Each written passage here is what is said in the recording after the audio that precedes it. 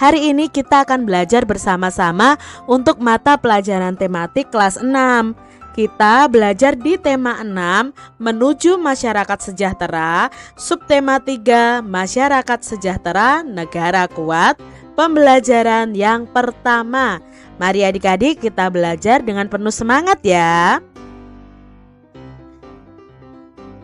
Adik-adik perhatikan gambar berikut ini.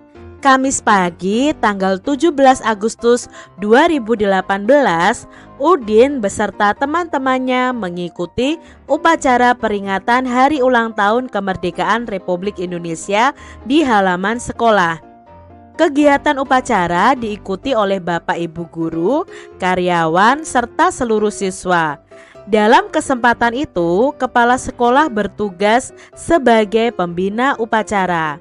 Upacara tersebut bertujuan untuk menanamkan rasa cinta tanah air serta jiwa patriotisme pada seluruh peserta didik.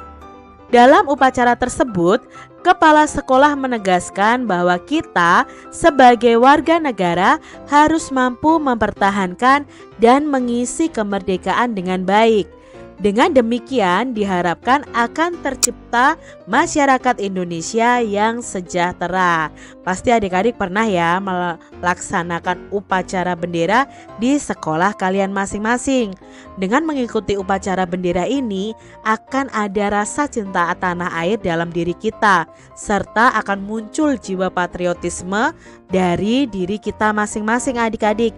Kita mengingat kembali para pahlawan yang sudah berani dengan gagah membela Indonesia dan akhirnya Indonesia bisa merdeka.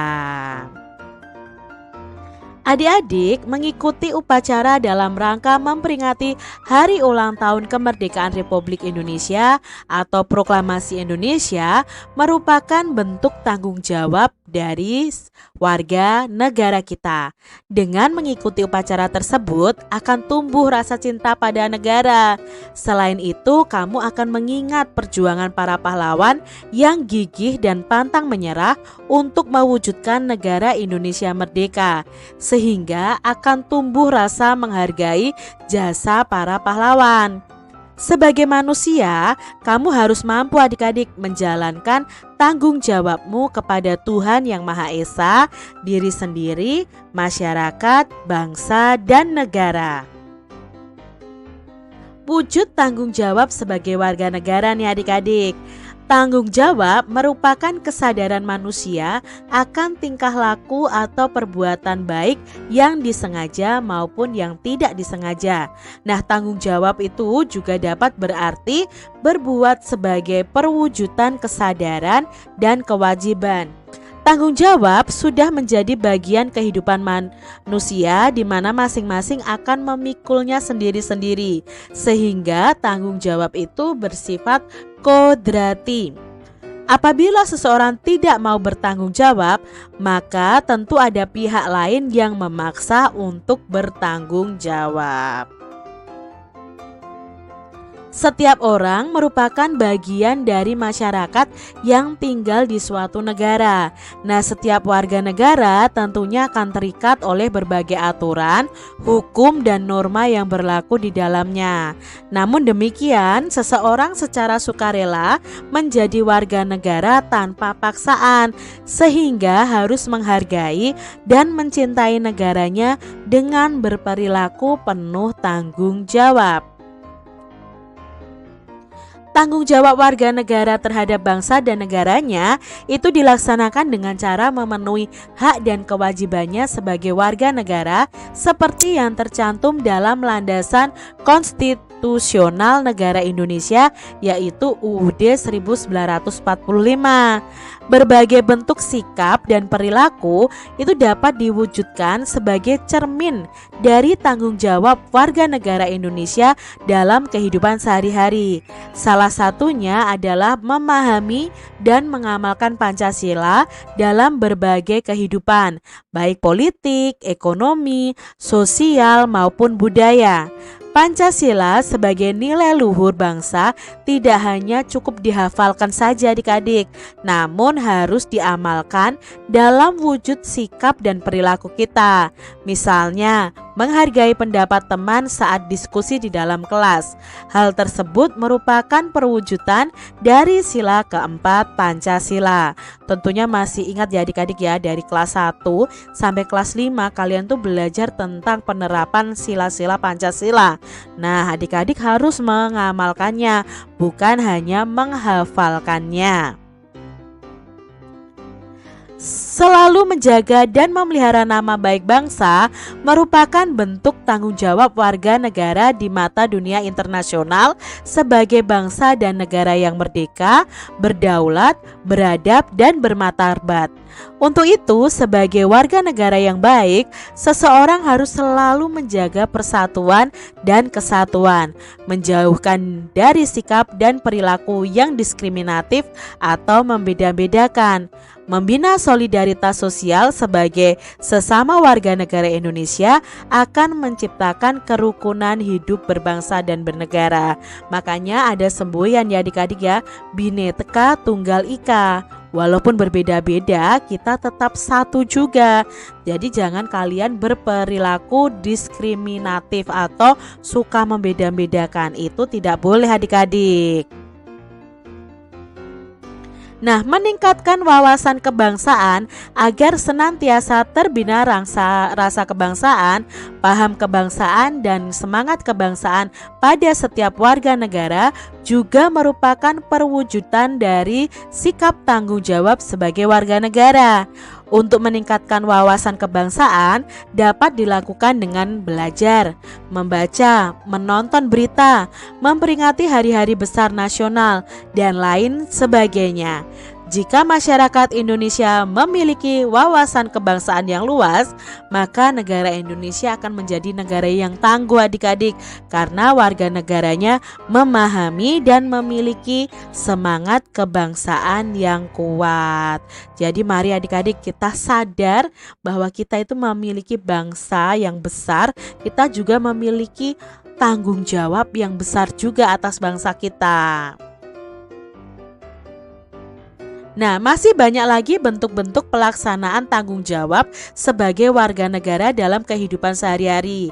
Di antaranya melaksanakan kewajiban membayar pajak dan ikut berpartisipasi dalam kegiatan upacara bendera. Nah, tertib membayar pajak berarti kita melaksanakan tanggung jawab sebagai warga negara. Kalau kalian masih kecil belum membayar pajak ya adik-adik ya.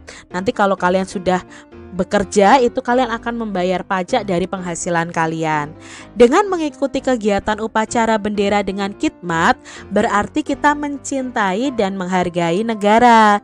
Selain itu, pelaksanaan tanggung jawab sebagai warga negara juga dapat diwujudkan dengan menjadi pelajar yang rajin, pintar, dan berprestasi sehingga dapat mengharumkan nama bangsa, melestarikan warisan budaya bangsa dengan lebih mencintai budaya leluhur dan mempertahankan agar tidak tersingkir oleh budaya asing juga merupakan wujud pelaksanaan tanggung jawab warga negara. Itu tadi ya, tanggung jawab warga negara. Penjelasannya banyak sekali adik-adik.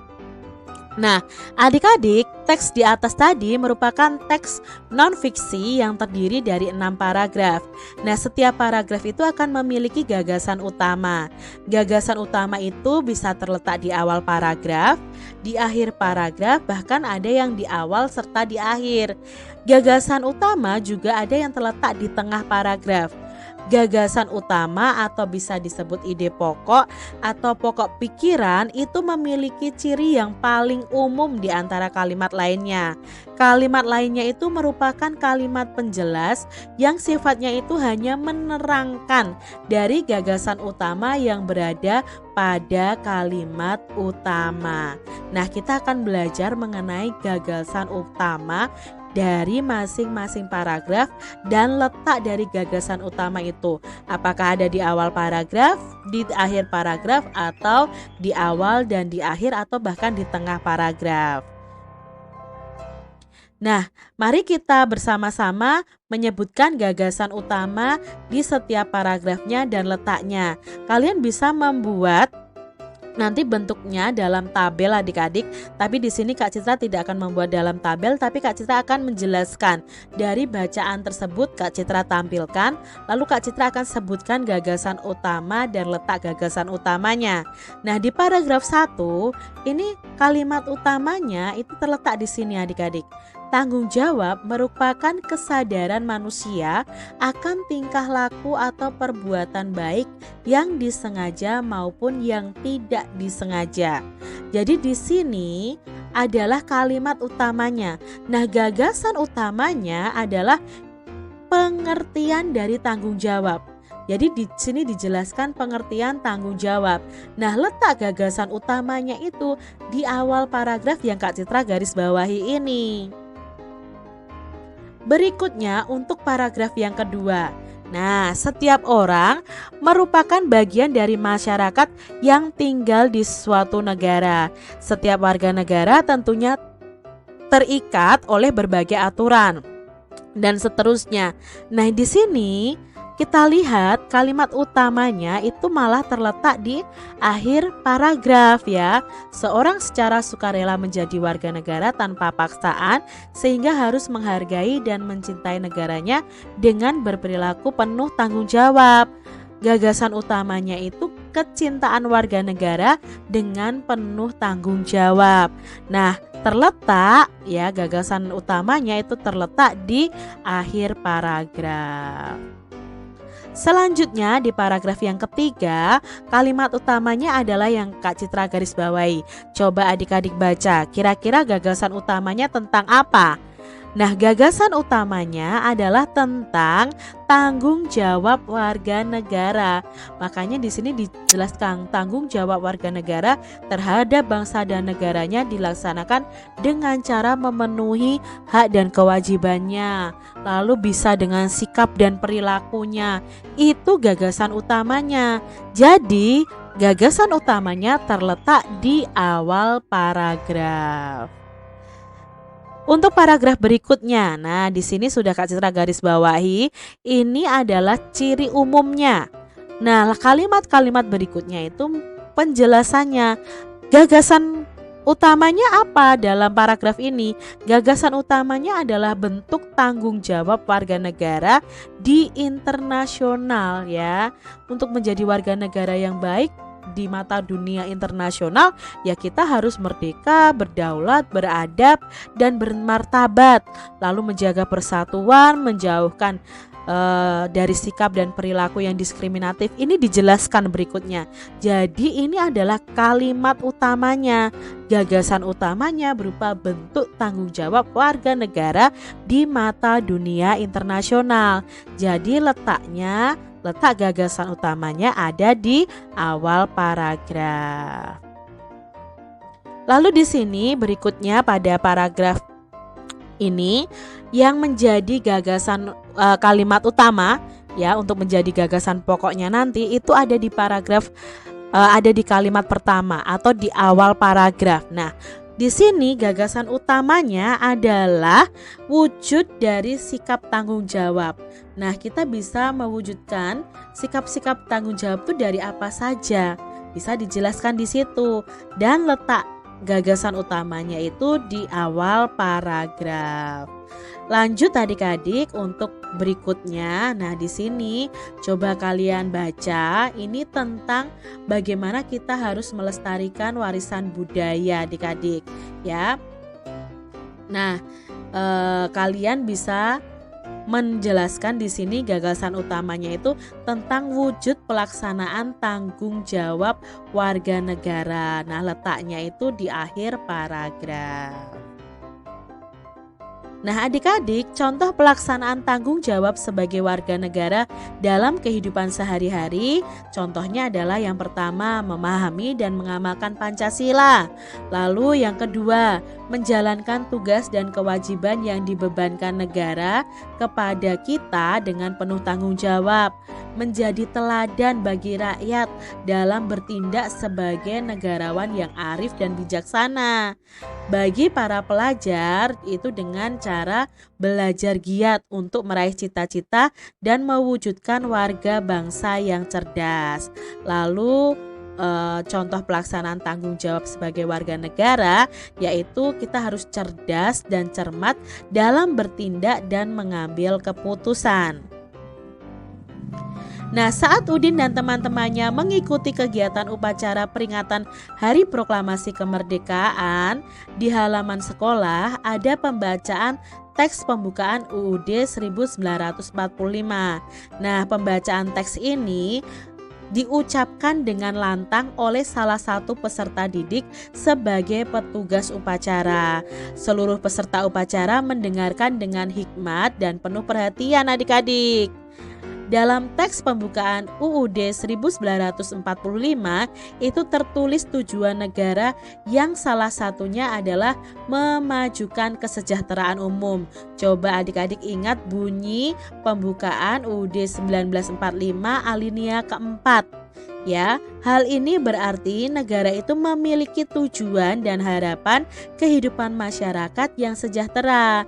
Negara selalu berupaya untuk mengembangkan kehidupan berbangsa yang mendorong untuk mencapai masyarakat yang sejahtera. Nah, banyak upaya yang dapat ditempuh untuk mewujudkan masyarakat sejahtera. Upaya yang ditempuh tidak hanya dilakukan oleh negara, namun harus didukung oleh seluruh masyarakat Indonesia. Salah satunya adalah dengan mengembangkan sikap saling toleransi adik-adik antar warga negara atas perbedaan masing-masing. Seperti diketahui bahwa Indonesia itu memiliki suku, budaya, dan agama yang beragam. Untuk itu, setiap warga negara harus saling menghormati dan menghargai, karena beragam suku, budaya, dan agama merupakan kekayaan budaya kita. Jadi jangan menjadikan itu alasan untuk perpecahan adik-adik, untuk bertengkar. Tidak adik-adik, malah keberagaman itu menjadi kekayaan budaya Indonesia. Nah, pemerataan pembangunan juga menjadi upaya untuk menyejahterakan masyarakat Indonesia. Pembangunan itu tidak hanya dilaksanakan di kota-kota besar adik-adik, namun diratakan hingga ke pelosok dan perbatasan wilayah negara Indonesia. Memperbanyak lapangan kerja dan memperbaiki fasilitas umum akan membuat masyarakat Indonesia itu menjadi lebih nyaman dan sejahtera, karena pengangguran akan semakin berkurang dan semakin mudah dalam mendapatkan fasilitas umum. Jadi harus ada pemerataan supaya rakyatnya itu sejahtera adik-adik.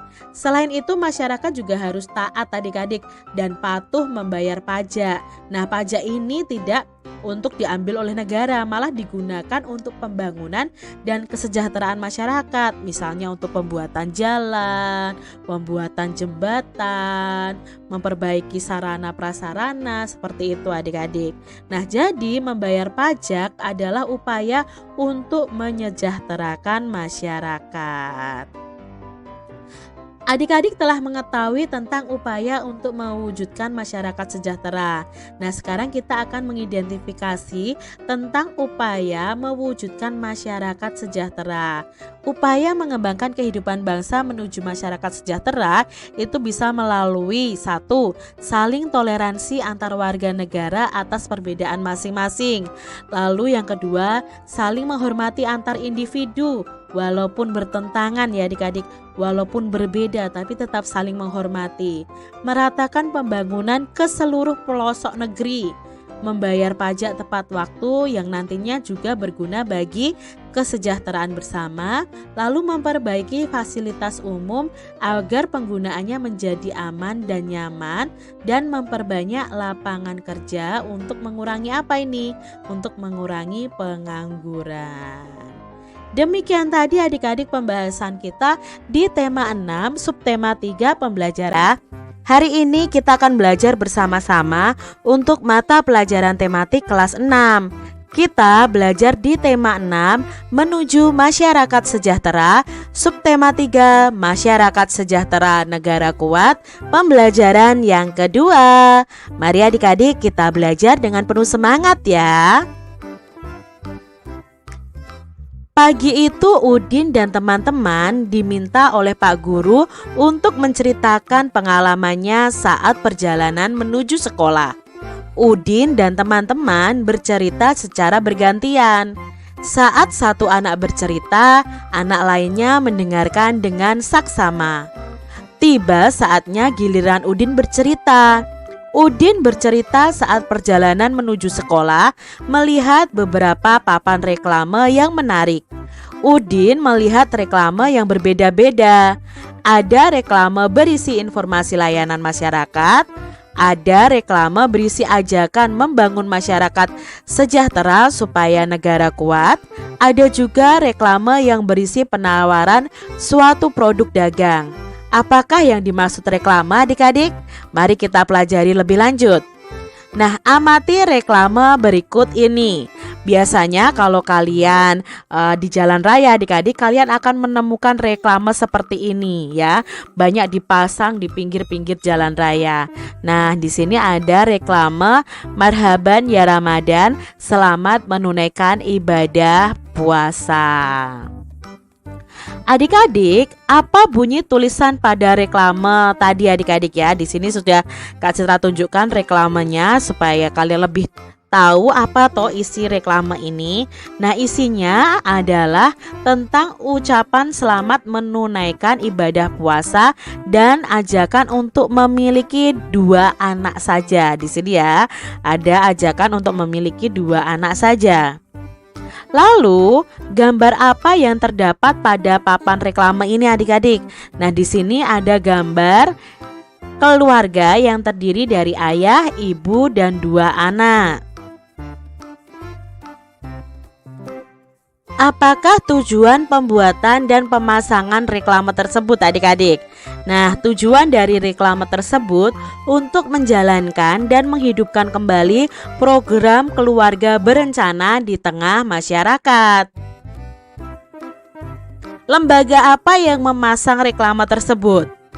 Adik-adik, biasanya pada reklame itu ada keterangan pemasangnya siapa. Lah, contohnya di sini adalah ini adik-adik. BKKBN ini adalah lembaga yang memasang reklame tersebut. Apa itu BKKBN? BKKBN itu Badan Kependudukan dan Keluarga Berencana Nasional. Adik-adik, kita akan belajar tentang macam-macam reklame. Reklame itu adalah suatu karya seni rupa yang bertujuan untuk menginformasikan, mengajak, menganjurkan, atau menawarkan produk ya, bisa berupa barang atau jasa kepada konsumen. Nah, reklame itu dibuat menarik sehingga orang yang melihat ingin mengetahui informasi yang disampaikan, tertarik dengan ajakan yang disampaikan, dan ingin memiliki, menggunakan, atau membeli barang yang ditawarkan adik-adik. Ada bermacam-macam reklame adik-adik. Ditinjau dari tujuannya, tujuan terdirinya dari reklame ini ada yang bertujuan komersil, ada juga yang bertujuan non-komersil. Sedangkan ditinjau dari sifatnya terdiri dari reklame peringatan, reklame permintaan atau ajakan, dan reklame penerangan. Ditinjau dari jenis medianya itu terdiri dari reklame audio, reklame visual, dan reklame audio visual. Jadi kalau ditinjau tujuannya ada komersil dan non komersil. Kalau dilihat dari sifatnya ada yang peringatan, ada yang permintaan atau ajakan, dan ada yang penerangan. Sedangkan kalau ditinjau dari jenis medianya itu terdiri dari audio, visual, dan audio visual. Nah adik-adik, reklame media visual itu dibagi menjadi 2 jenis berdasarkan pemasangannya, yaitu reklame dalam ruang dan reklame luar ruang ya, di luar ruangan. Nah, reklame dalam ruang biasanya ditempatkan di dalam gedung yang strategis dan dapat dilihat orang secara jelas. Sedangkan reklame di luar ruang biasanya ditempatkan di luar gedung yang sering dilalui orang, misalnya pada sisi persimpangan jalan raya yang padat. Nah, unsur reklame media visual yaitu berupa gambar dan tulisan. Contoh reklame media visual yaitu ini adik-adik, baliho, billboard, lalu spanduk, poster, brosur, dan katalog. Nah, ini adalah contoh-contoh reklame media visual. Teks di atas adik-adik merupakan teks non-fiksi yang terdiri dari 3 paragraf.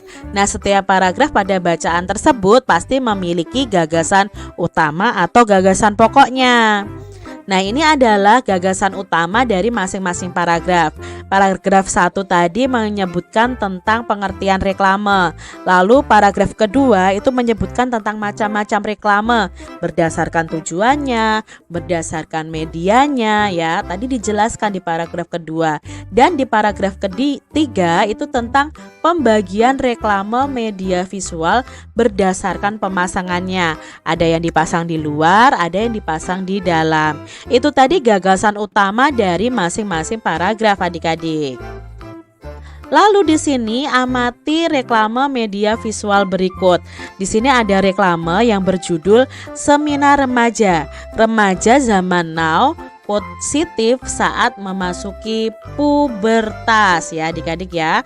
Nah, di sini poster ini atau reklame ini tujuannya itu mengundang orang untuk mengikuti seminar remaja.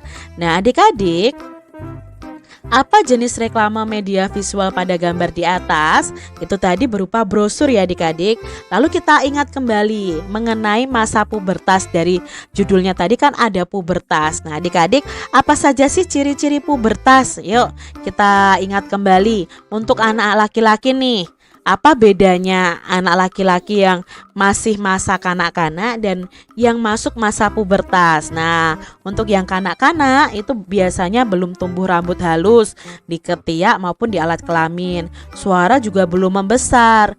Lalu belum tumbuh jakun, belum tumbuh kumis, jambang, dan janggut. Nah, sedangkan untuk anak-anak laki-laki yang sudah mengalami pubertas, itu akan tumbuh rambut halus di ketiak dan alat kelamin. Suaranya akan membesar, lalu tumbuh jakun dan tumbuh kumis, jambang, dan janggut. Itu bedanya masa kanak-kanak dan masa pubertas untuk anak laki-laki. Sedangkan untuk anak perempuan pada masa kanak-kanak itu belum tumbuh rambut halus di ketiak maupun di alat kelamin. Suaranya juga belum melengking, payudara belum membesar, panggulnya juga belum membesar atau melebar. Sedangkan pada masa pubertas untuk anak perempuan itu tumbuhnya rambut halus di ketiak dan alat kelamin. Suaranya jadi melengking, payudaranya membesar dan panggulnya membesar. Itu tadi perbedaan untuk masa kanak-kanak dan masa pubertas pada anak perempuan.